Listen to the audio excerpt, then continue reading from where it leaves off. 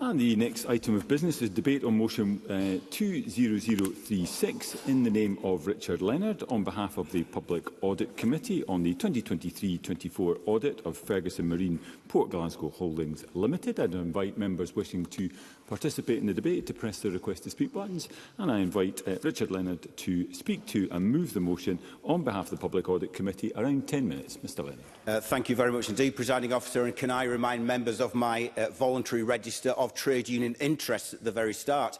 Can I present this unanimous report to Parliament on behalf of the Public Audit Committee and thank all of those who have contributed to it, not least the work put into it by the committee clerks and parliamentary staff.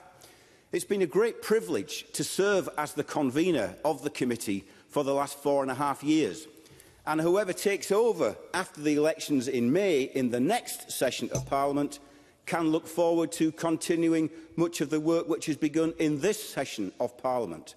Not least will be the continuing scrutiny of Ferguson Marine Port Glasgow, the final delivery of the Glen Rosa, a performance audit on completion of that order already promised to Parliament by the Auditor-General, and the results of the forensic audit now being undertaken by Grant Thornton, which will be the subject of additional assurance by the Auditor-General too, ensuring that it will also come before this Parliament. A forensic examination of the historic accounting records of Ferguson Marine is an audit which the committee strongly recommended be undertaken, because we believe that it is a matter of significant public interest that we properly understand, literally in forensic detail, how public money was spent when the yard was in private ownership between September 2014 and December 2019. The committee report which we are debating this afternoon has its roots in a Section 22 report laid before Parliament almost a year ago to the day. As part of our inquiry, we took evidence from old and new accountable officers. We took evidence from the Strategic Commercial Assets Division of the Scottish Government, and we took evidence from the trade union shop stewards in the shipyard itself. Because we did not just sit in Parliament, we went to Port Glasgow and spoke to the workers as well as to the managers. And let me make clear at the outset as well, I'll tell you why we produced our own report, conducted our own investigation, called for this debate in Parliament today. It is because we do not want this yard to fail. It is precisely because, above all else, we want this yard to succeed. So when the Auditor-General warns in his report to this Parliament that he is concerned that Ferguson Marine Port Glasgow may not be a going concern, the committee has responded by concluding that without urgent investment, and so without new orders, the yard may not survive. So this report is about securing the yard's future. We make no apology for that. It is about productivity and investment. It is about jobs and a strategic industry. It is about the last commercial shipyard on the Clyde. And that is why, when the Deputy First Minister tells the committee just a few weeks ago in early October that of the £14.2 million which has been set aside for capital investment in the yard, only £570,000 has been spent. That's less than 5%. The committee is alarmed. In paragraphs 49 to 52 of this report, first published, remember, in early July, we make it plain, again unanimously, that the Scottish Government needs to act with urgency, that the Scottish Government and FMPG, that ministers and the board, must publish FMPG's strategy and revised business plan as soon as possible. We are still waiting. The yard simply cannot modernise on the basis of a perpetually pending plan. The Director-General Economy told the committee way back in February, I quote, "We need to align the nuts and bolts of what is required for the investment with the strategy and the business plan." We are still waiting. But our concern is not solely with the government. When we quizzed the then chair of the Ferguson Marine Board, Andrew Miller, about this strategic plan for the yard, he answered in both a confused and confusing way. We have been trying to pull that narrative into the future with substantiated data, he told us, to articulate the dialogue of what the business needs to do. What chance have you got?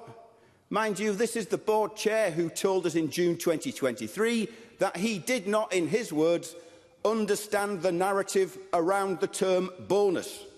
Management bonuses were not bonuses, they were retention payments, he claimed.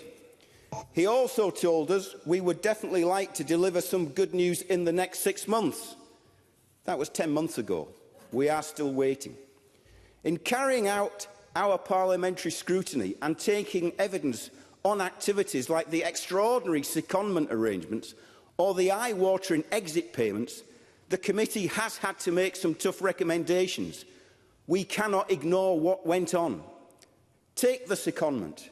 Here we had an employee seconded from another public sector organisation, CMAL, who decided to form their own limited company, in which they were the sole shareholder, in which they were the sole director, into the bank account of which their FMPG salary was paid between February 2023 and March 2024, that added up to over £144,000.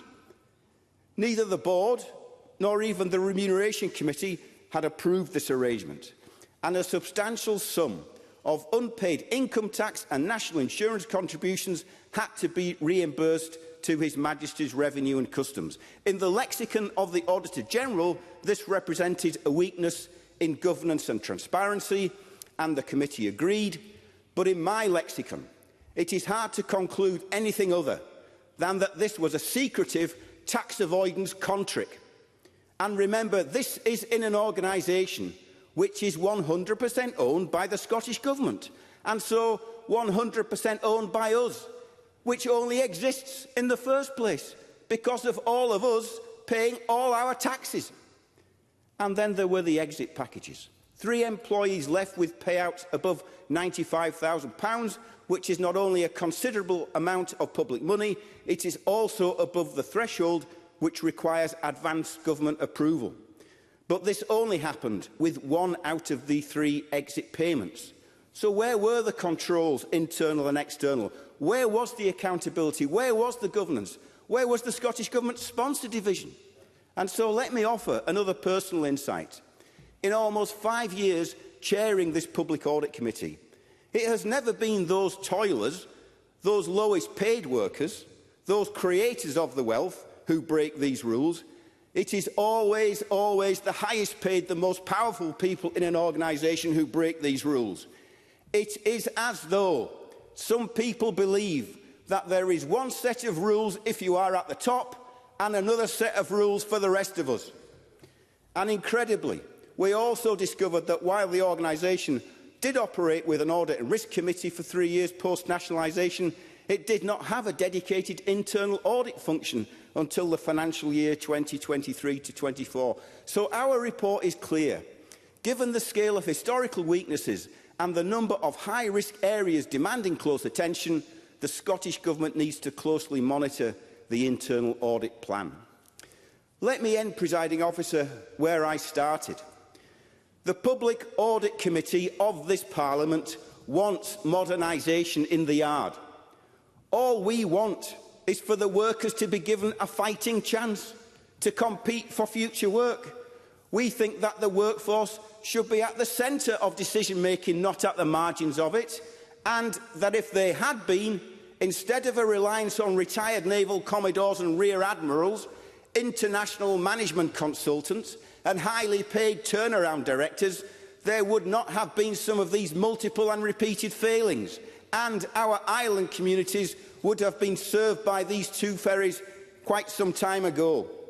This is a state-owned yard. The Scottish Government is the sole shareholder. There is no shortage of shipbuilding orders out there, no shortage of potential work. So this cross-party parliamentary Public Audit Committee is unanimously calling on this government to act decisively, because if it does, this yard, which has a distinctive and proud history, can have a distinctive, proud and positive future. Let me finish with something Alex Logan, the GMB convener candidly said to me when we visited the yard back in June, and I hope that all parties will pay attention to this. He said, "We don't want to be just another subcontractor to BAE Systems. If that's the case, we may as well just get taken over by BAE and become a defence subcontractor. But that's not who we are, or have been for 100 years. So that is what we need to fight for. That is what this is about. On behalf of the Public Audit Committee, I move the motion in my name." Thank you. And I now call Daniel Johnson to speak to move Amendment 20036.1 at around 7 minutes. Mr Johnson. Thank you very much, Deputy Presiding Officer.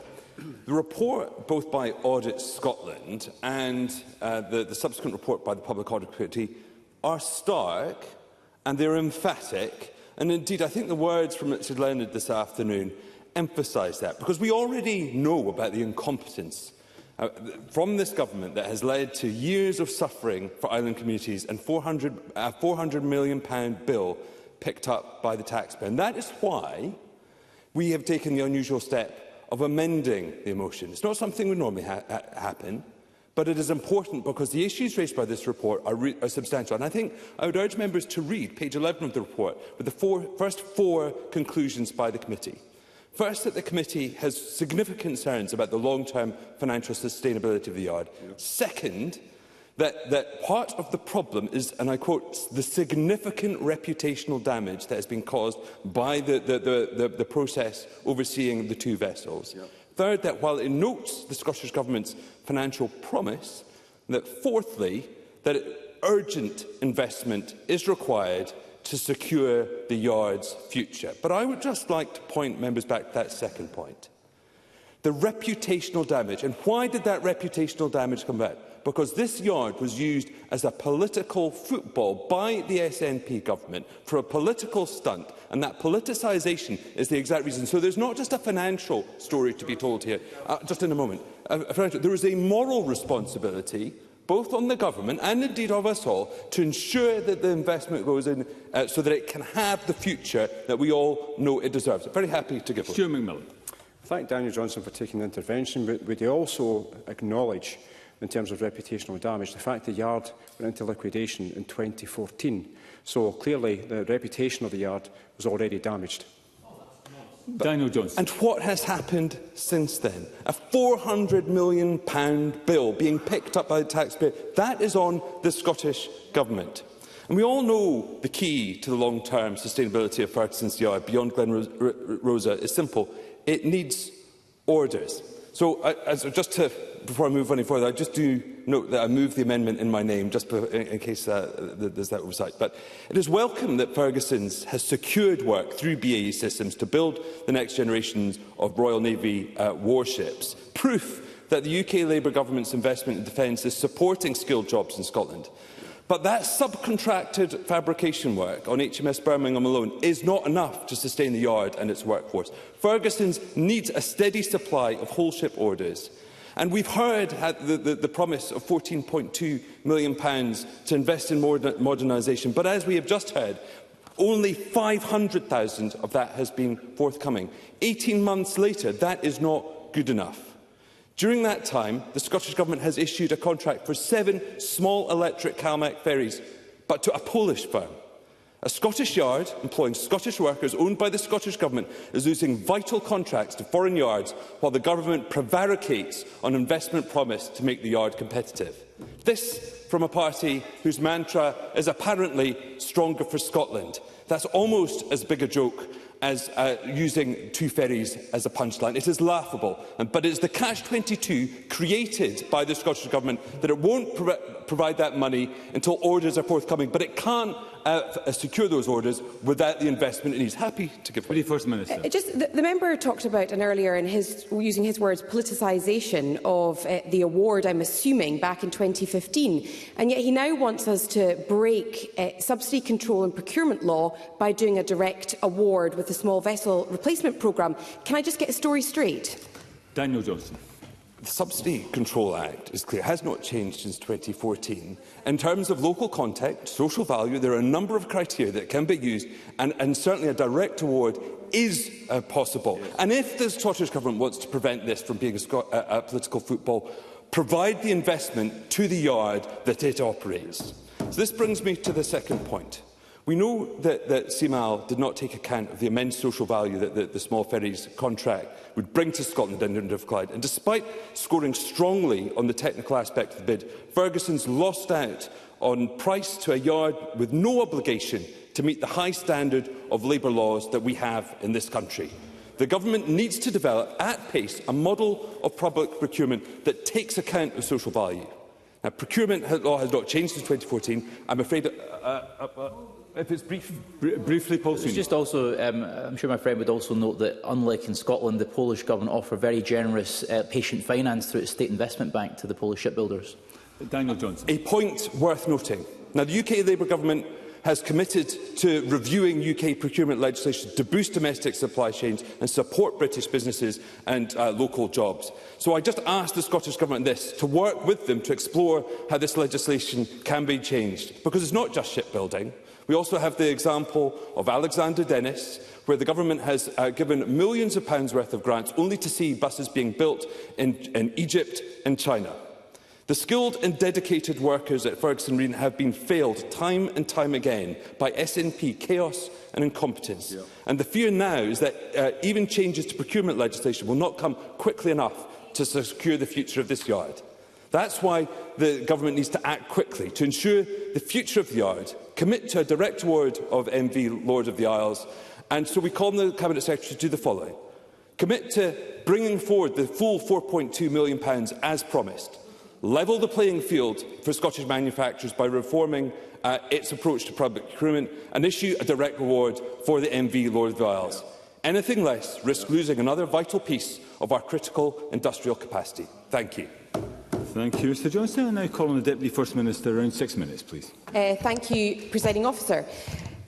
I welcome the opportunity to open today's debate and respond to the Public Audit Committee's report on the 2023-2024 audit of Ferguson Marine, and I'm grateful to the committee and to Audit Scotland for their continued scrutiny and the constructive challenge that they bring to the operations of an important government-owned business.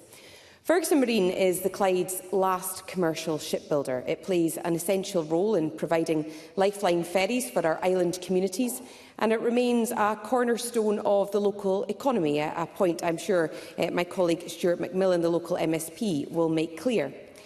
By taking Ferguson Marine into public ownership in 2019, we protected more than 300 skilled jobs and ensured that the Glen Sannox and the Glen Rosa would be completed in Scotland. Our three core objectives remain unchanged. Firstly, completing the ferries required by our island communities. Secondly, supporting a highly skilled and dedicated workforce. And thirdly, securing a sustainable future for a shipyard of national industrial importance. We share the committee's ambition for a competitive, resilient and well-managed shipyard, and I was quite I noted the point that Richard Leonard in particular made, that the committee wants the yard to succeed, and I think that's a good point of consensus as we start this debate. I wonder if Craig Coy would just allow me to make a bit more progress, and I'd be more than happy to take in his intervention. We want Ferguson Marine to be capable of supporting Scotland's long-term maritime and economic interests. And we also recognise the frustrations felt by Parliament, indeed recognised by our two previous speakers, as well as the frustrations felt by island communities and indeed the workforce due to the delays and cost pressures in the Glen Sannox and the Glen Rosa projects. Delivery challenges and governance issues at Ferguson's have been significant, and it's right that we address them openly. I will always apologise to our islanders, many of whom are my own constituents, for the disruptions that they have faced in the ferry network as a result of delays at the yard. With our support, the Board of Ferguson Marine has over the past year taken sustained action to recruit fresh leadership, strengthen governance standards and improve oversight. A new Chief Exec, Graham Thompson, brings extensive shipbuilding and engineering experience. He was appointed in May. And he is tasked with driving completion of MV Glen Rosa and developing a long-term commercial strategy for the yard. Board governance has been strengthened too. The Ferguson Marine Board has introduced clearer segregation of duties, more structured agenda planning and enhanced its programme of board and committee meetings. 4 new non-executive directors with strong commercial and shipbuilding expertise have been appointed, and the board will continue to review its governance arrangements over the next 12 months to ensure that they remain robust. Internal audit capability has also improved substantially. External expertise from BDO Global has enabled Ferguson Marine to address all high-risk and most medium-risk audit recommendations, with strengthened reporting to the Audit and Risk Committee and improved corporate and project risk registers. Nevertheless, Presiding Officer, I recognise the committee's concerns regarding earlier governance failings. I am very clear that the handling of certain matters during the financial year 2023 to 2024, particularly matters concealed from the board and from ministers, did not meet the standards expected of a publicly funded body. When they were uncovered, the board alerted ministers and Audit Scotland and took appropriate steps to address them, including through the removal of the former chief executive. The improvements now embedded across leadership, assurance, financial controls and governance represent a meaningful shift in capability and discipline at the yard. And I don't know if Craig Hoy still wants to come in. Craig Hoy. The Minister is painting a rosy picture about the situation now that borders on recklessness and complacency. Isn't the truth of this that this has been a procurement fiasco, a fiasco in relation to governance and a fiasco in providing a strategic direction to this yard? And why, throughout all of this, has no single SNP minister resigned? Well, I think Craig Hoy was not listening if he thinks I was painting a rosy picture in my comments a few minutes ago. So let me turn to delivery of the MV Glenrosa. A joint project group now brings together Ferguson Marine, CMAL and government officials to monitor progress and to assess risks in real time. Let me just get through it, and if I've got some time I'll bring in the member. Lessons from the Glen Sannox are being applied to the Glen Rosa, to its build and commissioning stages, and looking ahead, the future of Ferguson Marine must be built on strong leadership, improved productivity and a sustained pipeline of work. And incidentally, I think most members across the chamber are agreed on that point. We remain firmly committed to supporting the yard to compete for and win new contracts and to sustain its long-term sustainability. As part of that commitment, up to £14.2 million has been allocated over 2 years to support yard modernisation, subject to due diligence and commercial tests. And that commitment has not changed, and I'm more than delighted to support Daniel Johnson's amendment in that spirit. To date, we have received 11 capital expenditure requests from Ferguson's, all of which have been scrutinised rigorously and approved. That targeted investment supports essential repairs, health and safety improvements and equipment upgrades. It's intended to assist delivery of Glen Rosa and to build capacity for the yard to deliver future work more efficiently. Access to the remainder of the modernisation funding requires a clear, board-approved long-term strategy, evidenced through the revised business plan currently being finalised. And I can't remember whether it was Richard Leonard or Daniel Johnson who talked about that, but this is the board's, it's really important that this is the board's business plan, which is then submitted to ministers. The yard is actively pursuing commercial contracts and has been clear about the importance it places on securing future public sector work. As this Parliament knows, and this is so important, shipbuilding is a competitive global market, and any public contract award must fully comply with procurement and subsidy control rules, or it means it will be the worst of both worlds. No work for Ferguson Marine and ships not being built. So in conclusion, there is still much to do at Ferguson Marine, but strengthened leadership, firmer governance, targeted investment and clearer strategic planning provide a more stable foundation for the yard's future. And, Presiding Officer, I'll close there, considering the look you're giving me. Thank you very much indeed. I now call Edward Mountain. Around 5 minutes, Mr Mountain. Thank you very much, Presiding Officer, and I will try and stick to my time as the other speakers have. First of all, I'd like to congratulate the Public Audit Committee on this detailed report that they were given. I have to say I don't recognise all the things that the convener said in his speech within the report, but the majority are there, and I'm delighted to see the forensic approach that has been carried out by that committee, including my ex-colleague, Jamie Green, who was with me on the REC committee and has spent as much time as I have looking at the ferries. I think he and I, as well as this Parliament, have survived 4 CEOs, 4 chairs, 7 cabinet secretaries and 10 ministers. Quite a number, in other words. And where are we now? Well, as the PAC committee has reported, we are with a yard with no orders, a yard that I think by evidence that we've given and the way it's structured is going to cost 25 to 30% more to produce a ferry than any other yard in the world, and a yard that needs about £14.2 million invested. I'll come back to that. At one stage we heard it was 25 million, so there seems to be a bit of a reduction. So how have we got there? Well, Presiding Officer, is quite clear, but government incompetence, management incompetence, and we're in a situation where there's no confidence from people who want to order ferries. Now, the government incompetence goes back for many years. First of all, who would award a contract to a company with no proven management experience in shipbuilding? There might have been great experience from the workers, and I acknowledge that, but the management of the yard, well, they'd never built a ship in their life. And then what we did also, or the government did, is allow 2 ferries to be built at a yard which couldn't house 2 ferries. And as part of the contract, it had to be built at the same time. If that's not incompetence, I don't know what is. And then we got to the stage of 15 stage payments on each of the ferries. What a great idea. Most yards across the world ask for 5, but because the government were keen to ensure that the person running the yard got as much support as possible, they agreed 15 stage payments and managed to pay £82.5 million of the £97 million contract value when less than 1 ferry was built. That's incompetence. And then what did we do? When we got the yard into private ownership, we appointed Tim Hare to be the turnaround director.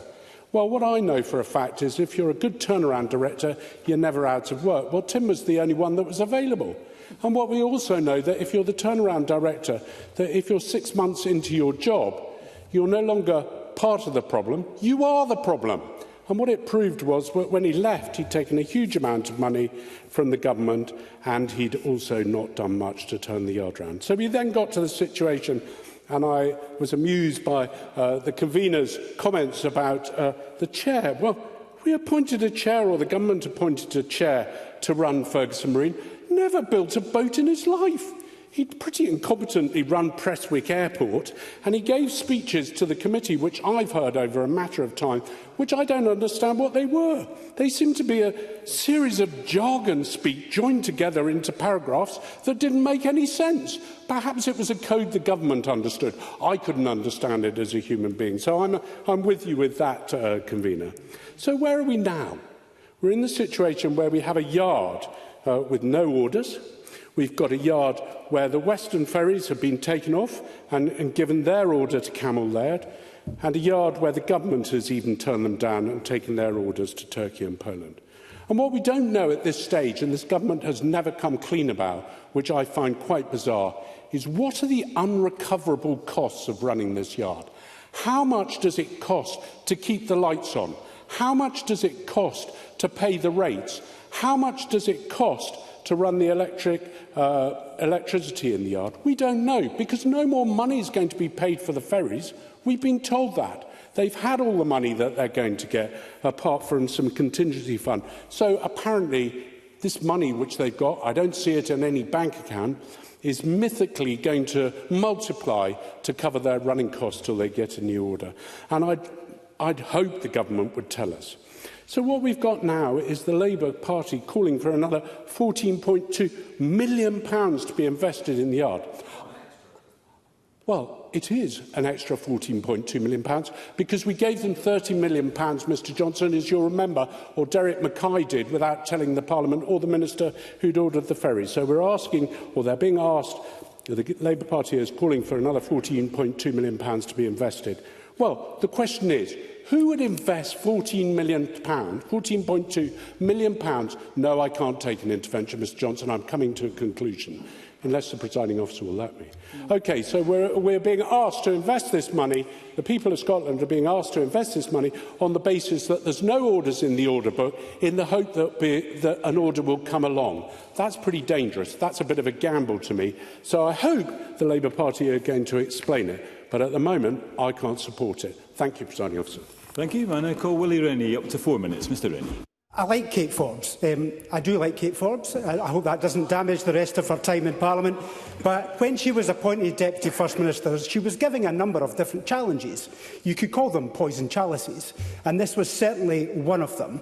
And she has today tried her best. She's tried to make a virtue about admitting failings in the year 23-24, not the year 2014 or 2015 or 2016, when all the other failings were made. But she's tried to make a virtue of admitting that there were board and management failures. But how many times do we have to listen to ministers who come and tell us that it's nothing to do with them? They were the ones that appointed this board. They were the ones that brought in all these numerous directors to run the yard. But somehow it's nothing to do with them. Well, the clue is that it is everything to do with the SNP, because it was the SNP that brought in their favourite business person to run and own the yard. When that failed, they took over the yard, and that failed over budget, over time, painted on windows, numerous other failures, chains that didn't work long enough, all sorts of different difficulties and problems, all because of the SNP and the decisions that they took in terms of politicising this process. And who was it that suffered? The workers, who have got a tremendous reputation for doing a good job, but they were led by very poor management appointed by the SNP. The taxpayer, hundreds of millions of pounds out of pocket when people are struggling to put the lights on and keep their homes warm. And it was nothing to do with the SNP. And of course, the islanders, who just can't even get a ferry on time to go to work, to get a hospital appointment, to make sure that they can visit friends and family, all on the SNP watch. So the SNP needs to accept responsibility, and Edward Mountain is right that no one has accepted responsibility enough to resign. We've been through numerous ministers. They all run for the hills as soon as they possibly can. But they're ultimately responsible, and somebody should pay the price, even if it is Kate Forbes. But shipbuilding has its challenges. It's a difficult thing. I understand that it requires coordination and investment in order to have a drumbeat of work to maintain the skills, to maintain good management, but also to have security of investment and maintenance in the yard. We know that that's how it works. We know that we need to make sure there's a pipeline of work in order to give confidence to all of those people that there will be work for the future. And there is a host of work. We're surrounded by the seas that are bustling with potential activity, with offshore wind, with the remainders of the oil and gas sector, with also the Borders Force, with BA Systems just up the road, who are providing investment as a result of the investment from the UK Government in defence work. There's a host of work out there. But so what is the point of the Scottish Government owning a yard if it's not going to give it a future? Yeah. At least plan for the future. Give it a chance. Give the workers a chance to get some of that work so that we can have a future for that yard. Now, the final imagery of all of this, of course, isn't it, is that we have transformed this government from some government that was cavalier, smashing champagne bottles, painting on windows on the side of boats, to too scared to even come out from under its shell. What we need is a proper government that has proper plans for the future to give these workers a chance. Thank you. We now move to the open debate. I call Colin Beattie to be followed by Sue Webber. Up to 4 minutes. Mr Beattie. Thank you, Deputy Presiding Officer. I'd like to begin by thanking my fellow Public Audit Committee members and the committee clerks and parliamentary staff for their work in producing this report, as well as those who gave evidence. This report is important not only to hold the Government and the management at Ferguson Marine to account, but for the skilled workers at Ferguson Marine and the island communities whose lifeline services depend on a modern ferry service. Ferguson Marine, in several different iterations, has featured far too often in the work of the Public Audit Committee over a number of years. I welcome the Scottish Government's ongoing commitment to Ferguson Marine Port Glasgow and its long-term financial sustainability. The yard remains strategically important to Scotland's shipbuilding capability, providing high-skilled jobs and supporting our industrial base.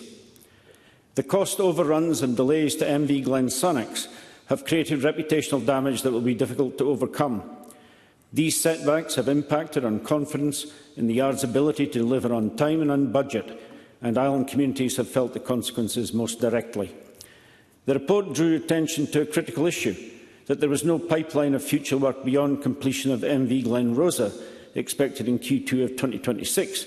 However, since the report, Ferguson Marine has signed a contract with BAE Systems to build 3 sections of a Royal Navy warship. The news is welcome, but I believe it's important that the yard secures orders to build ships and not only fabrication work, as it is doing for BAE Systems. Without clarity on future contracts, the yard faces uncertainty that could affect employment and the value of the public investment already made. It is therefore disappointing that FMPG was unsuccessful in securing Phase 1 of the Small Vessels Replacement Programme. This underlines the urgency of developing a revised business plan that is realistic, competitive and capable of securing future orders. The committee also found that urgent targeted investment at the yard is required if it is to compete effectively after decades of underinvestment. We must acknowledge the significant sums already committed, but these must now be matched with robust monitoring to ensure value for money and measurable improvement. Financial monitoring in particular must be strengthened if future investment is to genuinely support long-term sustainability, rather than simply manage short-term pressures. The report is clear. FMPG needs stronger oversight and tighter governance. The increased cost forecast of MV Glen Rosa exposes serious weaknesses in project management and financial planning, and that can't continue. We need non-negotiable accountability at every level of the organisation, and I welcome the commitments from both Ferguson Marine and the Scottish Government to improve internal controls, and I know that since our inquiry has begun, we've seen early signs of progress with a new Chief Executive in post, engagement between the Strategic Commercial Assets Division and Board and senior management, all have been strengthened. Governance has tightened around non-standard staffing arrangements, settlement agreements and exit packages. Importantly, the new Chief Executive now meets regularly with trade unions, giving the workforce a direct and influential role in shaping decisions. I am pleased that the Scottish Government will ask the Board to consider the Committee's recommendation for greater union participation in governance structures. These changes are welcome, but ultimately they will be judged on delivering vessels, restoring confidence and securing new work. While mistakes have been made, this report provides a route to improvement, and I am pleased with the Committee's work on this, and I believe our recommendations will significantly strengthen governance at the yard and improve its ability to secure future contracts. The Scottish Government must be held to account for its stewardship since the yard came into public ownership. That is right and proper, but I remain convinced that public ownership was the right decision. Without it, Ferguson Marine would likely have closed, taking skilled jobs, shipbuilding capacity and decades of expertise with it. You need to conclude. We must now ensure that Ferguson Marine becomes a modern, competitive shipyard that delivers for island communities and supports skilled employment. Thank you. I now call Sue Webber to be followed by Stuart McMillan. Up to 4 minutes, please. Thank you, Presiding Officer. This unanimous report on Ferguson Marine is a damning indictment of SNP incompetence and a failure of ministerial accountability. The SNP's nationalisation of Ferguson Marine has resulted in islanders having to wait for delayed ferries and taxpayers footing the bill for the ballooning costs of new vessels. Since the yard was nationalised in 2019, the Scottish Government has poured over £500 million of taxpayers' money into this fiasco. And what do we have to show for it? 2 ferries, years late, not quite 2, remember, massively over budget and still not delivered. The latest figures are staggering. £47.9 million allocated for 2025-26 including £38 million for the MV Glenrosa and £9 million for yard improvements. The additional £14.2 million for modernisation. The NV Glenrosa's forecast now sits at £185 million, up from £150 million last year. It's not just mismanagement, it is a scandal. The SNP promised island communities lifeline ferries back in 2018, and instead the MV Glen Sannox entered service 6 years late, and the Glenrosa will not be delivered until Q2 2026.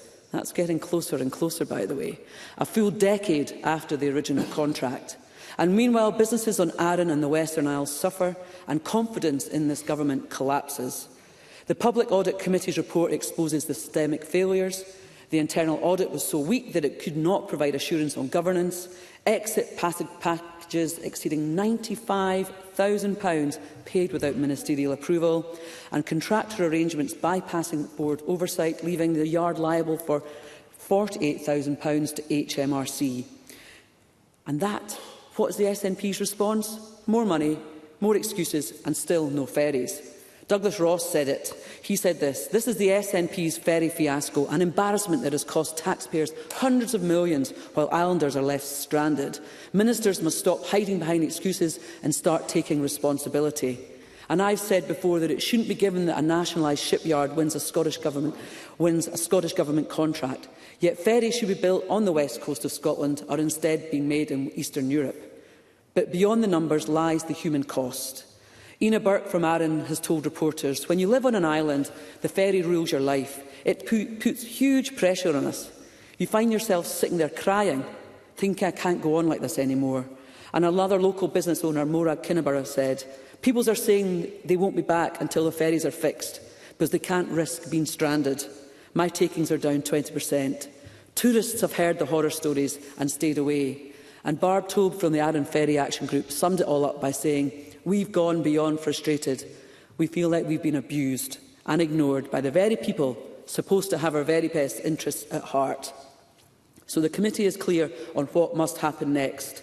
First, Ferguson Marine and the Scottish Government must publish that revised business plan and strategy immediately, setting out how the yard will secure that sustainable work beyond Glenrosa. And all future investment must be subject to transparent governance and rigorous value for money checks with clear monitoring of outcomes. And third, the Government must implement stronger oversight and accountability to prevent further cost overruns, including a detailed plan to deliver Glenrosa without any further delay. This fiasco is not about shipbuilding, it's about trust. It's about a government that cannot deliver on its most basic promises. The SNP failures have left islanders isolated, taxpayers fleeced, and Scotland's reputation for shipbuilding in tatters. The Scottish Conservatives demand that clear ministerial accountability for every penny spent and every broken promise should happen. A revolving door of transport ministers, CEOs and chairmen, and the lack of the coherent business plan means that the future of Ferguson Marine is uncertain, and that blame lies with the SNP government. Enough is enough. The time for excuses is over. It's the time for answers, Presiding Officer. Thank you. Thank you. I now call Stuart McMillan to be followed by Paul Sweeney. Up to 4 minutes. Mr. McMillan. Thank you, Presiding Officer. I was a member of the Public Audit Committee during this work, and I fully support the recommendations set out in the report, and I want to thank the convener for his flexibility with the time he gave me for my questions during the sessions. The Scottish Government have invested in Ferguson to protect jobs, finish the vessels and also ultimately save the yard. The yard wouldn't be in a position today if regular investment had taken place over the decades before it went into liquidation in 2014. And that's something that we do need to remember. Now, the fact that a number of overseas workers employed in naval construction yards has attracted criticism recently, with people arguing that this is at the expense of Scottish or UK workers, demonstrates the impact that a lack of investment in people has had. I mean, Willie Rennie touched upon the point about the pipeline, or that drumbeat of investment and also orders, and he's absolutely right in that point. But to go back to the report before us, there has thankfully been some personnel change at the yard. For example, Duncan Anderson is the new acting chair of the board, and I wish Duncan well, and I hope a permanent appointment to this position is found soon. And the current CEO, Graham Thompson, also took post in May, joining the yard towards the end of the committee's work, so he can be absolved of any of the legacy issues. But the Audit Scotland report itself, I only have 4 minutes, the Audit Scotland report itself was mixed, as was our report, and certainly the convener touched upon some points earlier on. But ultimately, the Yard does need orders. And as Section 17 indicates, there is no shortage of potential work to be won. Section 18 outlines the key steps to enable the Yard to do this, which include just 4 quick bullet points: rebuilding its competitiveness, sustained investment, effective management, and learn lessons from the recent tender bids. To be quite honest, Presiding Officer, I thought it was absolutely foolish in the extreme that the Yard management decided to include the Small Vessels Replacement Programme 1 Direct Award Order in the previous business plan. Now, I know that I'm not alone in thinking that. The Yard management in the subsequent wage bill was bloated, so their bids were always going to be exorbitant. And notwithstanding the social value clause, which I'm sure that Paul Sweeney will touch upon no doubt in a minute, notwithstanding that social value clause, it's been touched upon many times in this chamber, the 65% ratio, the 65 to 35% ratio of quality and cost respectively gave the Yard's board and management a prime opportunity to actually win the work. But they didn't just fail, they failed spectacularly, letting down the workers, the local community and also the taxpayer. Now, the committee and anybody who will listen will have heard about the revolving door of highly paid senior personnel coming and going within months, costing a small fortune. Now, this has not been a good use of taxpayers' money. It certainly hasn't helped the morale on the shop floor. Now, Sections 37 to 41 cover the then Chair's frustration at the bidding process. No, I'm sorry, only 4 minutes. The Section 37 to 41 cover the then Chair's frustration at the bidding process, claiming the UK Yards can't compete on a level playing field, despite Section 38 suggesting UK Yards actually can win. The then Chair was quoted in Section 41 stating, and I quote, that the convener touched upon this earlier, there is work, a possible contract which involves a private individual. There are 2 or 3 other things in the pipeline that we are enthusiastic about. We would definitely like to deliver some good news in the next 6 months. Well, there has been one bit of good news. That Chair is gone from the Yard, and I welcome that, because the Yard management at that time lost orders and the workforce deserves better. The Yard does need investment. And I do support the 14.2 million, notwithstanding some of the hyperbole that Daniel Johnson came up with earlier on. But I do want that 14.2 million to actually go into the Yard, because it's absolutely crucial for the Yard's future. And in concluding, Presiding Officer, the key to boosting the Yard's efficiency and putting them in that position to secure some of that work in Section 17 is for the board and the management to work effectively and efficiently and turn our Yard, because it is our Yard, turn it into the Yard that we know that we can all be proud of, and also to help support our workers. Thank you. Thank you. I now call Paul Sweeney to be followed by Jamie Halker-Johnson. Up to 4 minutes. Thank you, Deputy Presiding Officer, and I commend the committee on its excellent work in regards to Ferguson Marine, and indeed echo the sentiments of the convener in saying that the whole Parliament, I think, wants to succeed. Because the question really, when you boil it down, is does this country have the will to have a commercial shipbuilding industry or not? If we do, then we need to be clear about what we need to do as a nation to achieve that objective national mission. And perhaps that was the government's original aim when it saved Ferguson Marines from liquidation in 2014. I certainly visited the Yard a year later as an account manager for Scottish Enterprise. I'm actually, to the best of my knowledge, the only member of this Parliament with any direct industrial experience of shipbuilding. So I do speak with some direct insight. And I was visiting the Yard at the time when it was under demolition, largely. And they were constructing new facilities whilst constructing simultaneously a ship. Immediately, alarm bells were starting to ring for me about the inherent risk of the disruption to production in that process. And indeed, so the challenges emerged with Hull 801 and 802, and the rest is history, as we know. That has been well rehearsed. The question is, where do we go from here? And there are some fundamental considerations that I think we need to address. We know that Ferguson International, which are an excellent benchmarking organisation, has done a thorough analysis of Ferguson Marine's facilities, end-to-end, from steel coming into the Yard to ships coming out outfitted at the other end. And they have set out a series of recommendations, which I understand are commercially confidential, and the Government nor Ferguson have disclosed that information in the detail that maybe I would like to see. But clearly, they have a prescription for investments that will allow the Yard to achieve upper quartile performance, as they would describe it at FMI, having worked with them before in world shipbuilding. And that will be things like a panel line, it will be things like overhead cranes, it will be welding equipment, it will be outfitting facilities, etc., in craneage. There are a number of obvious issues with the shipyard's layout. I walked the yard with David Tymon, the former director, in great detail, and we looked at some of the obvious issues. For example, in the module hall, the overhead cranes that were installed in the original upgrade in 2015 do not have a third hook, so you cannot lift and turn units of ships. Normally, when you're building a ship, you put the ceiling on the floor and you lay out all the ventilation, the cabling, all the complex pipework, etc., downhand, and then turn the unit shipwise and stack it on the berth. It's not possible to do that in the module hall because the cranes weren't specified properly. Basic stuff, basic incompetence that has cast a long shadow on the efficiency of the shipyard. So there are issues about the actual infrastructure that urgently need addressed, and that's why the 14 million or so investment is so important. But I imagine there's a lot more besides that's needing done. It needs a comprehensive end-to-end renovation to allow it to perform at an upper quartile level. But there are wider considerations. It's basically not viable to build ships commercially in Scotland right now because we don't address some of the fundamental issues. Other countries have patient finance products through their national investment banks, which are standard across Europe.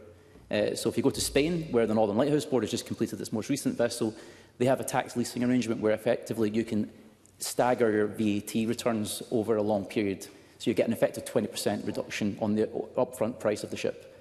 Other countries like Poland offer patient loan finance to the 100% value of the ship through their state investment bank. That means that you're not having to chase milestone payments to cover the overhead of the shipyard, which is exactly what the mess that Ferguson's got itself into, chasing those milestone payments whilst knowing the design wasn't ready. And it got itself into a right old guddle with it, and that's why it's such a problem right now. So we had that patient front financing. Things could be carried out much more patiently and collaboratively. Again, also the issue of the demand signal. We're not converting state demand into domestic orders and domestic production because of the laissez-faire procurement rules. So we need to get that minimum 10% social value baked into our future procurement cycles, and that would create more of a demand signal that's converted into Scottish orders. So if we can get some of those fundamentals correct, as well as the specific investments in the yard, we have a good chance of actually making a success of commercial shipbuilding in Scotland. Thank you, Mr Sweeney. And I call Jamie Hockley-Johnson to be followed by Joe Fitzpatrick. Up to 4 minutes. Thank you, Presiding Officer. Can I thank others, join others, in welcoming the efforts and the diligence of the Public Audit Committee. More than 10 years ago, 2 ferries were ordered from Ferguson's yard. The Glen Sannox has only recently entered service. The Glen Rosa still hasn't been delivered. And it's now 6 years since the SNP took Ferguson's into public ownership. But rather than setting the yard on a steady course, this has been a shameful tale of its management from right at the very top of government. Yet not a single SNP minister, not one, has lost their jobs or resigned in the last 10 years of failure. Meanwhile, it's islanders and other communities dependent on reliable ferry links who have suffered from this SNP ferries scandal. And I intend to speak to their interests today. The enormous cost to the taxpayer impacts us all, but it's the communities for which the Glen Rosa and the Glen Sannox have been built, and all those other communities who are dealing with outdated or absent ferries where there is real anger. Anger not just at delays, but at the impact to their communities. And frustration at the insensitivity and lack of focus from too many politicians here in Edinburgh who see islanders' concerns as peripheral at best and impertinent at worst. But while the scale of the problem is already challenging, it's only getting worse. The capital expenditure required to meet the cost of ageing ferries across Scotland is considerable. It's not only the West Coast routes. The Northern Isles vessels are now over 20 years old, and Orkney alone has estimated replacing our inter-island ferry fleet will cost near enough £1 billion. Shetland, if you'll excuse the pun, is also in the same boat, and the last Conservative UK government had to step in to fund the new Fair Isle ferry. And it's not just the islands. Only last week I raised local concerns over the future of the Corran Narrows crossing, one of Scotland's busiest routes, but one where the backup vessel is now on the historic ships register. A comprehensive long-term strategy, one that island and ferry-dependent communities can actually have confidence in, is long overdue. One that takes an honest view of timescales and costs, one that recognises the impact of the neglect that has got us to where we are now, one that puts the needs of communities ahead of procurement, ahead of greening the fleet and ahead of other incidental considerations that might be the priority of SNP ministers here, but which are far from the priorities of islanders. And it should look to new approaches, but also ask fundamental questions about where government has been getting things so badly, so disastrously wrong. It should look at the cost implications of chartering vessels privately, like the MV Alfred, which has had its charter extended so many times to plug gaps in the West Coast routes that the bill to taxpayers is now more than the cost to build a ferry in the first place. and it should look at whether government have considered seriously enough fixed links where they're possible. Now, Ferguson's can be part of that strategy, but ministers must appreciate that given its track record, further vessel contracts being awarded to the firm concerns the island communities that I represent. Because those of us in Orkney with long memories remember that in the early 2000s, Ferguson's won, but then binned the contract for the MV Hamnavo. Presiding officer, the committee puts it bluntly. While recognising the work done, it notes the scale of historic failings highlights the need for continued vigilance. Let me be clear. I wish Ferguson's every success, but there remains an enormous amount of work to be done to build public confidence in the company and to demonstrate its long-term viability. And ministers must never be allowed to forget that while Ferguson's may employ hundreds of workers in Inverclyde, the company's failure and the failure of successive SNP ministers to deliver the promised ferries on time and on budget has impacted hundreds of thousands of islanders, island businesses and ferry users in communities right across Scotland. Their needs are non-negotiable, and any future strategy for shipbuilding cannot put what is good for the Fergusons ahead of what is good for the Highlands and Islands communities that I represent. Thank you. I now call the final speaker in the open debate, Joe Fitzpatrick, up to 4 minutes. Mr Fitzpatrick. Thank you, Presiding Officer. I want to start by commending Richard Leonard as convener of the Public Audit Committee for insisting that Parliament should debate the conclusions and recommendations contained in the committee's report on the 2023-24 audit of Ferguson Marine Port Glasgow Holdings Limited. Although not a member of the Public Audit Committee at the time, I want to acknowledge the hard work of the committee clerks and my colleagues on the committee, both past and present. I'm also grateful to the Auditor-General for Scotland for his thorough and detailed report. Presiding Officer, I'm going to highlight the response from the Scottish Government to the Public Audit Committee dated 27 August 2025, in which the Deputy First Minister welcomed the committee's scrutiny and the constructive recommendations. The Deputy First Minister acknowledged frustration of the workforce, the communities who will benefit from the ferries being built at the yard and indeed of Parliament, whilst also sharing the committee's ambition for a competitive, sustainable and well-managed shipyard. The Deputy First Minister also recognised the key aspects of the report which rightly highlight concerns around standards and governance, specifically leadership, board governance, Scottish Government engagement and support, internal audit capacity, oversight of staffing and contracts, and staff engagement. Governance, internal controls and contractor oversight in early years clearly did not meet the standards expected of a publicly funded body. I therefore welcome the significant improvements that have since been made through close collaboration between the Scottish Government Strategic Commercial Assets Division and Ferguson Marine's Board of Senior Management. Ferguson Marine's leadership has been strengthened. Robust governance processes are now in place, and crucially, transparency and accountability have improved. Parliament, of course, has already heard that a new Chief Executive was appointed in May 2025, helping to drive the delivery of the MV Glen Rosa, whilst learning lessons from the MV Glen Sannox project.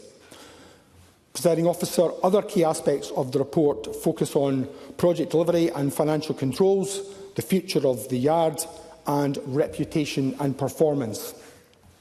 Presiding Officer, while it is crucial that lessons are learnt and swift action is taken in the areas highlighted in the report, and colleagues across the chamber today, it must now be the focus of everyone to ensure a successful future for Ferguson Marine. I accept that there have been difficulties. However, let us not forget the key fact that the SNP Scottish Government stepped in and saved the yard to save jobs. We will never apologise for that.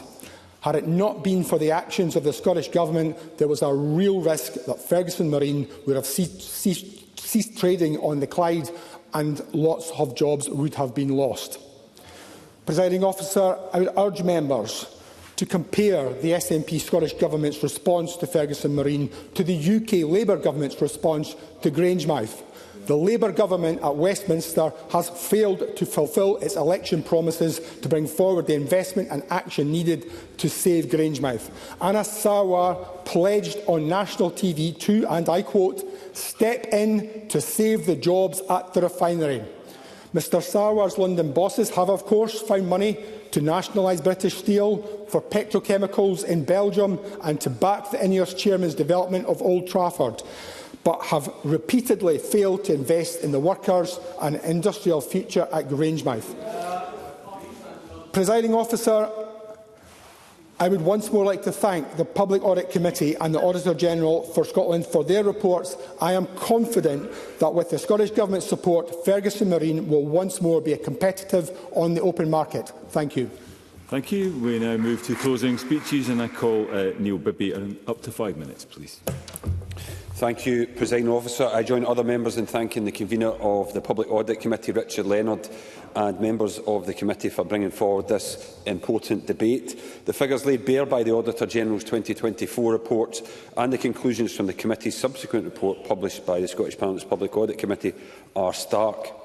The report has highlighted multiple and repeated failings, including instability around changing leadership, inadequate internal auditing and serious weaknesses in the oversight at Ferguson Marine Yard. Decisions were made on matters like £95,000 exit packages without the required ministerial approval, demonstrating a lack of oversight and scrutiny for a yard that is under public ownership. And we had concerns raised about that, and I will take an intervention. Briefly. Thank you for highlighting those issues. Presiding Officer, I wonder if the member would agree with me that the appointment of Tim Hare and also then Andrew Miller, subsequently Andrew Miller, actually caused further problems for the yard, which they could have well done without. Neil Bibby. Clearly we've had appointments of turnaround directors who haven't turned around the yard, and there was significant payments being made out of public cash to individual members. And I've heard the Deputy First Minister say that appropriate action was taken on those exit payments, and I wonder if the Cabinet Secretary can confirm, if appropriate action was taken, how much money of that back has the taxpayer received? Presiding Officer, there has of course been the well-publicised controversy over the delayed vessels, the MV Glensannox and MV Glenrosa, which has failed islanders. It's also failed taxpayers. From an original contract price, the combined cost to the taxpayers now stand at an estimated £460 million for the yard's completion costs alone, and the Glenrosa, originally due in 2019, has been delayed again, pushing its delivery date into late 2026. There is clearly a lot of blame to go around for the ferries fiasco. Agencies, management and a merry-go-round of ministers. But I want to be clear, the one group of people who have been blameless throughout are the workers, who are highly skilled and remain deeply committed. And as Paul Sweeney said earlier, the question is, where do we go from here? It is the workers and their union, the GMB, who have been showing the leadership lacking from others and working to turn around the yard. That's why the GMB called for urgent investment in the yard alongside Inverclyde Council and a cross-party group of MSPs. This was to improve efficiencies and help win future work. I think Paul Sweeney also set out in detail the reasons why this is required. The Public Audit Committee, in its report, was clearly in agreement when they stated urgent investment in the yard is essential if it is to become competitive and stand a realistic chance of securing new work. The yard's inability to compete effectively is in part the result of decades of underinvestment. Without addressing this, its long-term viability remains at risk. Yet for months following these calls by the union and by the committee, the pace of delivery on this investment has been glacial, and Daniel Johnson pointed to the fact that only 5% of the promised funding has actually materialised. Scottish Labour have repeatedly called for action and for this capital investment. It must be delivered, as promised by the Scottish Government, to modernise the yard and provide it with a secure future. While the contract work with BAE Systems, building 3 sections of a Royal Navy warship, has been welcome, it does not secure the shipbuilding future which the yard and its workers urgently need. There is no doubt these contracts and the significant investment in shipbuilding and defence from the UK Labour Government, if Joe Fitzpatrick wants to concentrate on what the UK Labour Government is doing, demonstrates we can help secure the future of shipbuilding in the west of Scotland where there is the will. The work from BAE has been a sign of confidence in the yard. We now, though, need to see the Scottish Government give a sign of confidence in the yard too. Not only with the capital investment, but with the future Scottish Government working being awarded work to the yard. The GMB have called for the yard to be awarded work from the Small Vessels Replacement Programme, and specifically the replacement of the Lord of the Isles ferry, which the original was built at Ferguson successfully. Ferguson's Marine deserves an opportunity to begin to restore its reputation, which has been damaged by this ferry's fiasco, with robust oversight and checks in place. The Scottish Government should not be sending ferry contracts to Poland and Turkey for smaller, simpler vessels, when Ferguson Marine has a proud track record of building such vessels on time and on budget. The people of Scotland deserve better than yet another report, this time by the Public Audit Committee, which highlights the consequence of more inaction of the Scottish Government. The Scottish Government is ultimately responsible for the ferries fiasco which has unfolded at this Scottish Government-owned yard. It is for the Scottish Government to fix the mess of their own making. But I think Willie Rennie was absolutely right. I think the Scottish Government is scared to do the right thing now. To do that, they need to listen to the skilled and dedicated workers at Ferguson's Marine and their union, the GMB. It is time for this SNP Government to move beyond the warm words and the letters of comfort it continually sends to the committee, along with vague commitments. It must invest in the yard and deliver the £4.2 million promise without delay to help it win a long-term commercial pipeline for the yard, and make it again a competitive bidder for domestic and international work, but also show confidence in the yard by awarding it future Scottish Government ferry work to safeguard Scotland's iconic shipbuilding industry. If the Scottish Government doesn't provide certainty and show confidence in the yard, then why should anyone else? Thank you very much. I now call on Craig Hoy to close on behalf of the Scottish Conservatives. Up to 6 minutes, please. Thank you, Deputy Presiding Officer. Can I thank Richard Leonard and the Public Audit Committee for bringing this important debate to Parliament today, and for their dogged work to make sure that we continue to expose what I think is still one of the greatest scandals in the history of this Parliament. It was a scandal that was off the SNP's making, because many of the problems that we see in the yard today stem from that initial, and I use the word in its broadest context, corruption of the procurement process. And as we've heard, these ongoing problems include real concerns on governance, real concerns on financial management, and real concerns identified by the Auditor General for Scotland, who quite rightly has taken more than a keen interest in this yard. And I commend him for the dogged way he has independently made sure that he has kept abreast of developments at the yard. And he's not just probed the procurement of the Glen Sannox and the Glen Rosa, but also he has continued to probe the ongoing management of FMPG and the wider issues at the yard, because this is public money at its core, and it is taxpayers' money, and it's taxpayers who should all be concerned about the revolving door of highly paid senior managers who have sailed through the yard, seemingly incapable of turning it around. Now, when I visited the yard with the convener and the Public Audit Committee in 2022, one worker described the situation as a gravy train or a gravy boat, one which had sapped the morale of the workers who felt like they had been used and abused for political purposes. And in terms of bringing party politics into this, can I just say to Joe Fitzpatrick that he is naive if he thinks that the SNP government is not to blame for this. It has been their inaction and their inability to remain on top of this that has led to 2 ferries costing millions and millions and millions of taxpayers' money, and all the while depriving islanders of their lifeline ferries. And these exit payments, these golden goodbyes, should be a matter of very real concern for ministers, because since the yard's nationalisation, ministers have meant to have been in constant contact with managers at the yard to make sure that these issues do not occur. And ministers will have it provides the minister with no cover to say we weren't aware, we didn't know. At the end of the day, ministers should have known, they should have had the governance and accountability processes in place to ensure that happened. I will do. Deputy First Minister. So that clarify, as soon as ministers became aware, action was taken. Craig Hoy. Ministers appointed those directors and those boards that allowed those things to happen. If ministers had been more engaged from the outset, in fact, if ministers had actually abided by the procurement processes that should have been in place, not just simply giving the contract to their pal, then the rot that set in at the beginning would not have continued all the way through. And I will give way to Kevin Stewart. I thank Mr Hoy for giving way.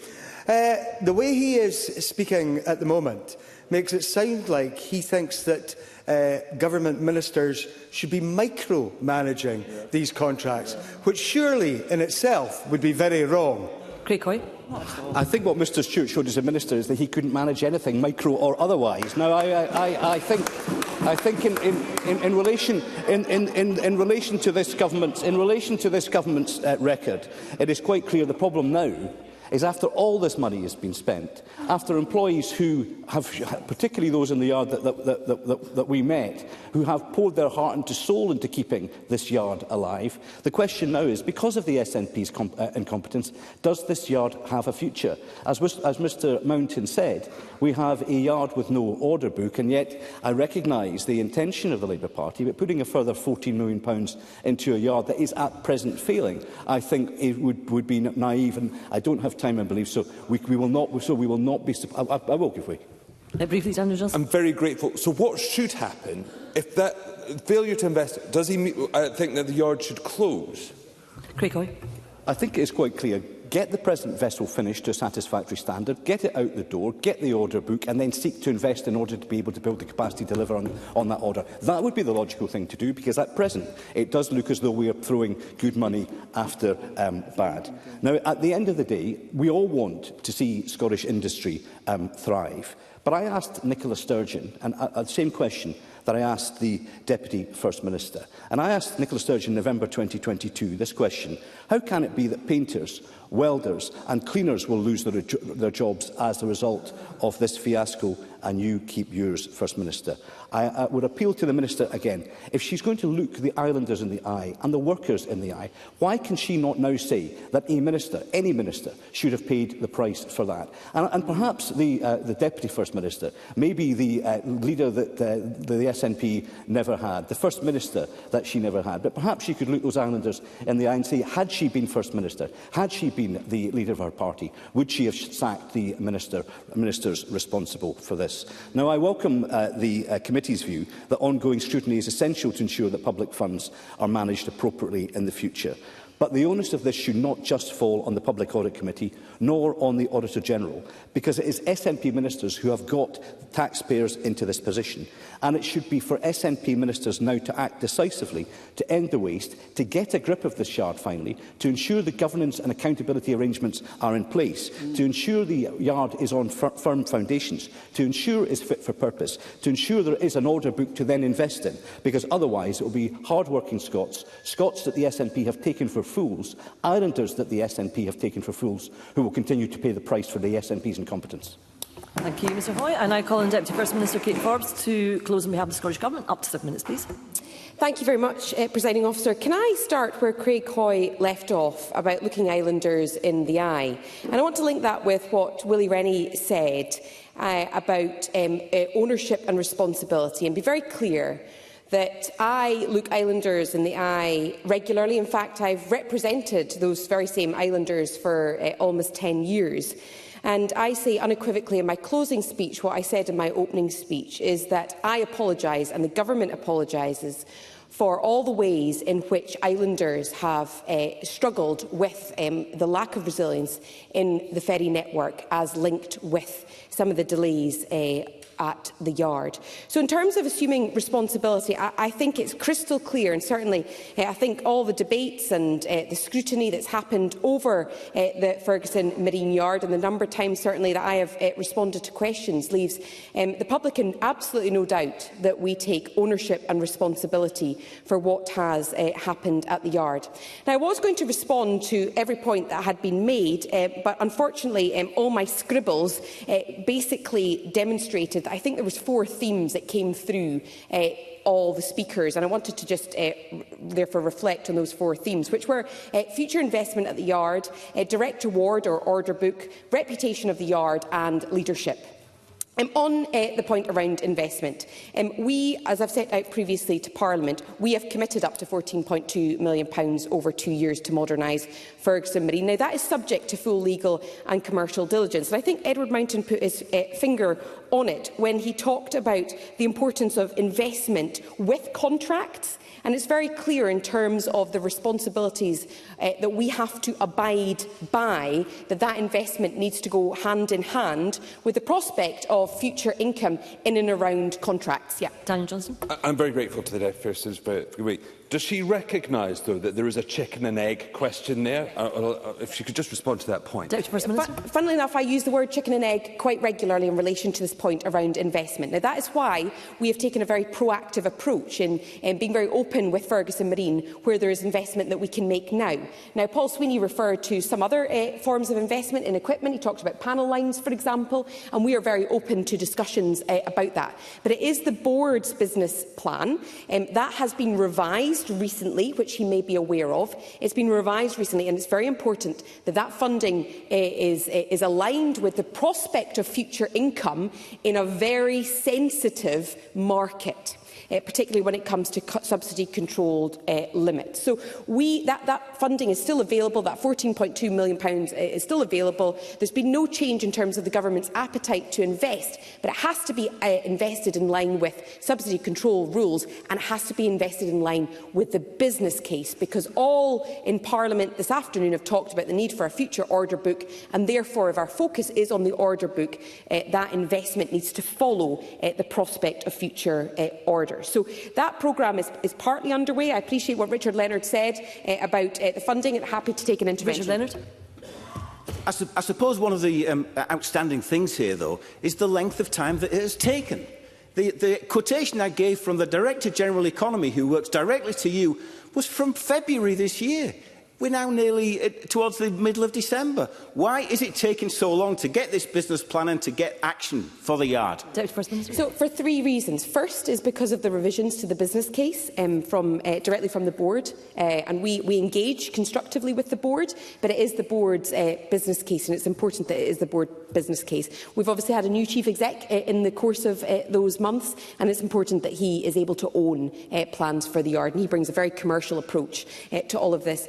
The second is that some is dependent on new work. So we've been open to these discussions. He will know, because I think it was covered both in his evidence and also in the public domain, that the yard was essentially testing the market, that they tested the market in terms of questions around pricing and interest. So there was talk about them basically going up into procurement, and that was about testing the market. So that work has been underway. But thirdly and lastly, this is about future orders. Now, the yard is in constant dialogue about future potential contracts, and we obviously will come in and support where we can and where it's appropriate under the governance arrangements to do that.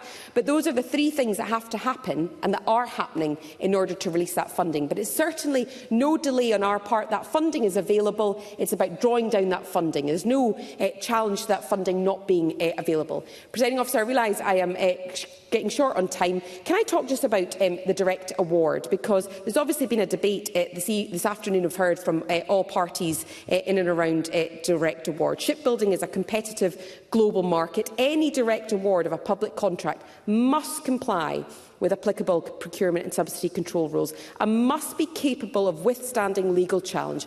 And when it came, I think I've said in this chamber before around small vessel replacement programme, that we must avoid being in the worst of both worlds, where there are legal challenges because of the process, and therefore islanders don't end up with ships, and simultaneously the yard doesn't have work.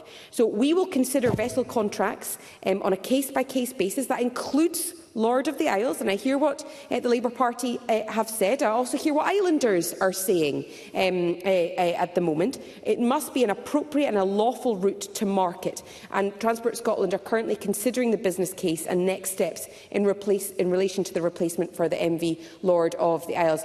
Presiding Officer, I'm assuming that I am out of time to talk more generally about reputation. You have 50 seconds. Wonderful. Generally, in terms of reputation, this is critical. In terms of reputation, we recognise the reputational challenges caused by past delays. There are clear signs that Ferguson Marine's standing has improved. The yard's technical bid for the first phase of the small vessel replacement programme was rated very strong. Cost was the only factor in the final decision, and I think that that encourages all of us to recognise the talent in the yard, but also its potential to secure work as it nears the completion of the Glen Rosa, and leadership will help enormously, and I've talked about the real progress that the yard has made with that. Thank you, Presiding Officer. Thank you, Deputy First Minister. And I now call on Jamie Green to close on behalf of the Public Audit Committee. Up to 8 minutes, please. Can I thank all members for their contributions today? It's actually been a good committee debate. As someone who was born and raised in Inverclyde, I always relish the chance to talk about Ferguson Marine, but today's debate I do so without any pleasure, because I am as disappointed as I am sad to have had to have co-authored the report which we today debate, because this is a report which unearthed a catalogue of issues in this publicly owned, apparently strategic asset, which has been the source of so much attention over the last decade. A report brought to light so many issues, issues of poor governance and leadership, issues around the uncertainty of the future of the yard, the secondment arrangements, which inexplicably lacked any financial transparency, the lack of adequate internal audit functions in the yard, the highly valuable exit packages that were discussed, which were way above Scottish public finance manual thresholds, and which seemed really only to serve a reward for failure culture in the yard's management. And of course that repeat offender, which Mr Leonard will know in Public Audit Committee reports, a complete and severe lack of oversight on behalf of the Scottish Government Sponsorship Department, the Scottish Government being the sole shareholder of that business. Because what became clear to us is that the yard's interests have not always aligned with the interests of the protagonists involved in this very lengthy saga. I won't repeat the comments of the convener, but I will pick up from where he left off and talk about the future of the yard. Because when the committee went to Port Glasgow, it was clear that there is bags of potential for Ferguson Marine. We saw opportunities for small vessel shipbuilding, for some of the offshore wind tri-floaters, for steelwork or defence work. We saw a yard that was clearly willing and capable of rising to the challenge to take on new projects and grasp new opportunities. But those opportunities have continued to pass it by.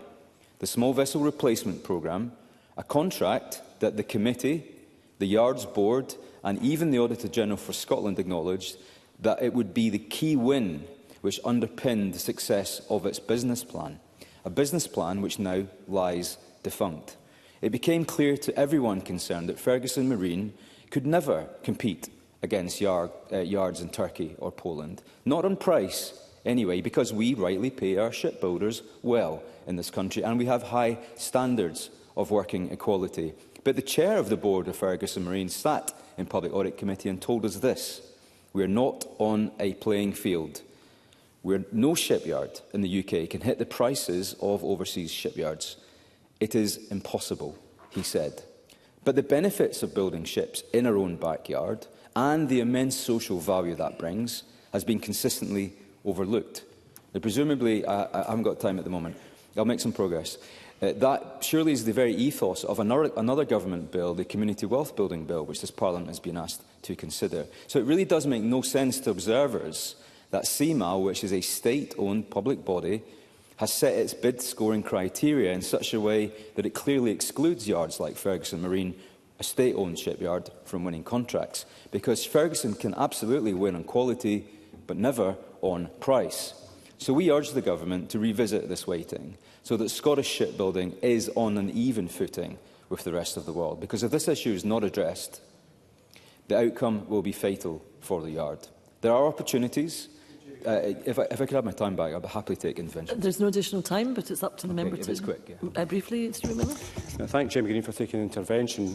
Certainly with what you just said, that is very different to the fact that Camel Laird won the order from Western Ferries, which Ferguson's, as we know, were bidding for, but didn't get it, because Camel Laird were far more competitive. Jamie Green. Indeed, and I'm going to come on to how the yard can be competitive, because the committee did look at that. There's an opportunity now with the MV Lord of the Isles and the second stage of the Small Vessel Replacement Project and many other contracts which will undoubtedly go abroad if the yard is not fit for purpose. Now, the Deputy First Minister seems to agree that, of course, the yard needs new work, but she fails to acknowledge in her comments that the primary source of that new work is sitting on the front benches where she currently sits. The committee made calls that the yard must get sufficient investment to upgrade it to stand any realistic chance of securing new work. We went as far as saying that we have significant concerns about the ongoing uncertainty about the long-term financial sustainability of the yard once the Glen Rosa has set sail, which is where I address the Labour amendment today. They raise a fair point. But of course, of the £14 million that was promised by the government, less than around £500,000 has actually been delivered to the yard. But in correspondence which I received from the yard, that is because they have failed to request the true value of what is available to them. Now, that leaves a worrying end result. We could be in a use it or lose it scenario because that money cannot be rolled over to the next financial year. So the yard must spend what is available to it to upgrade the business. We also must see that upgraded, revised business plan, but one that is realistic this time, and one which accounts for the loss of the contract which was not awarded to it, a contract which the last business plan was heavily predicated on. Money is not all the yard needs. Of course, it needs new orders, but restoration of the yard's reputation is paramount as well. The last few years have been painful for the yard. I think we all accept that. The cost overruns and the delays to the Sannox and the Glen Rosa are significant, and they come at a huge price, not just to the public purse, but to the islands that those vessels are meant to serve. The question is that no one truly believes now that the government will ever say no to further asks for money to finish the job of the Glen Rosa, because the whole project is simply far too far down the line to stop bankrolling it at this late stage. But the reality is the yard's reputation can only be rebuilt through demonstrable, successful delivery of future projects which are built on time and on budget. But that means being awarded or indeed winning contracts in the first place.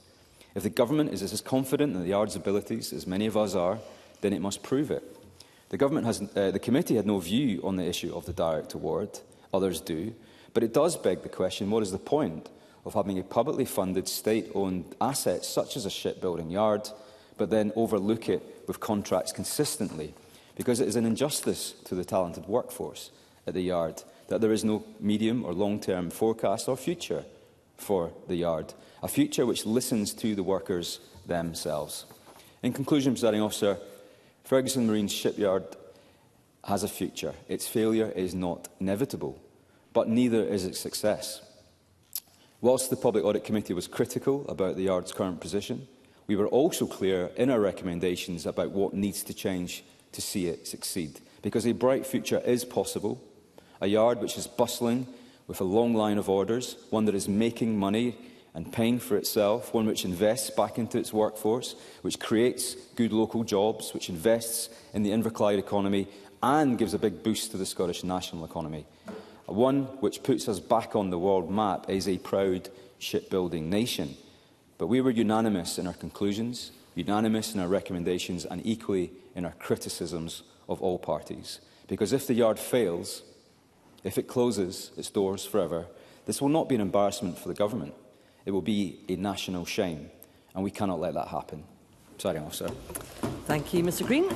That concludes the debate on the 2023-24 audit of Ferguson Marine Port Glasgow Holdings Limited on behalf of the Public Audit Committee. It's now time to move on to the next item of business.